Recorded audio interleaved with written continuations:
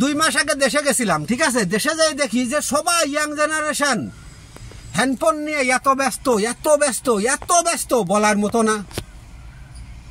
মনটাই চাইলো কি কারণে এত ব্যস্ত। আমি হয়তো বা ভাবতাম যে কেউ আছে ফেসবুক, কেউ আছে টিকটক, কেউ আছে ইনস্টাগ্রাম, কেউ আছে ইউটিউব নিয়ে ব্যস্ত। আসলে দেখি যে এরা এইসব নিয়ে ব্যস্ত নেই, আছে অনলাইন নিয়ে ব্যস্ত। অনলাইনে টাকা ঢুকাই দিলে, বিকাশে টাকা ঢুকাই দিলেই আপনার ক্রেডিট চলে আসতেছে, মনের মতো চাপতেছে। 2 টাকা 5 টাকা, এক চাপে 2 টাকা, এক চাপে 5 টাকা, কারুর খাচ্ছে 10 টাকা, কারুর 50, কারুর 100। চাপ দিলেই খাচ্ছে। দেখছে কি একটু ভাবার বিষয়। জুয়ো খেলে যদি বড় লোক হইতো তাহলে লোকে আর কাজ করতো কয়জন? জুয়ো খেলে দেখছি তো অনেক লোক ফকির হয়েছে, বড় লোক হয়েছে। এমন তো নজরবিহীন, নজরেই পড়ে না আজকাল। মালয়েশিয়াতে আমার চোখে অনেকেই দেখছি দিন 2000, 3000, মাসে 20,000, 25,000 রিঙ্গিত কামাইতেছে। বাড়ি পাঠাতে পারতেছে না 2000ও, কারণ অনলাইন।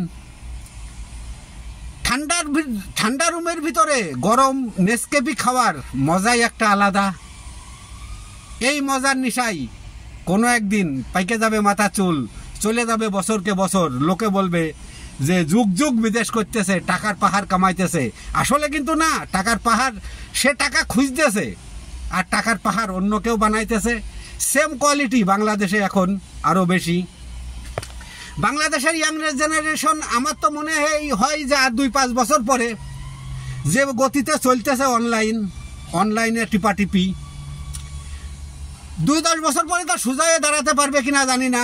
তবে চুরি, চুট্টামি, বাটপারি, চিটারি, পকেটমারি, ছিনতাইকারি এইসব যে বাড়বে এর কোনো ভুল নাই। বাপের কাছ থেকে টাকা নিতেছে মিথ্যে কথা বলে, এখানে লাগবে ওখানে লাগবে। আসলে টাকা পয়সা কোথায় দিচ্ছে না, ঢুকাইতেছে মোবাইলে, বিকাশ করে দিতেছে কারুর একজনের কাছে যে দাও আমার ক্রেডিট ঢুকায়ে। ক্রেডিট ঢুকানোর পরে মনের আনন্দে চাপতেছে। কারুর যাই এক চাপে 100, কারুর যাই এক চাপে 50, কারুর যাই 200। এইভাবেই চলতেছে অনলাইন জগৎ। বাংলাদেশের ইয়াং জেনারেশন ভাবতেছে যে কোনো একদিন কোনো না কিছু একটা পাবো। আসলে কি পাবে? আমার তো মনে হয় না।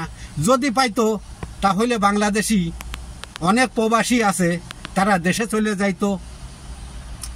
বেতন দেখতেছি তো পাইতেছে অনেক, পাঠাইতেছে আর কত, সব তো গিয়ে ঢুকাইতেছে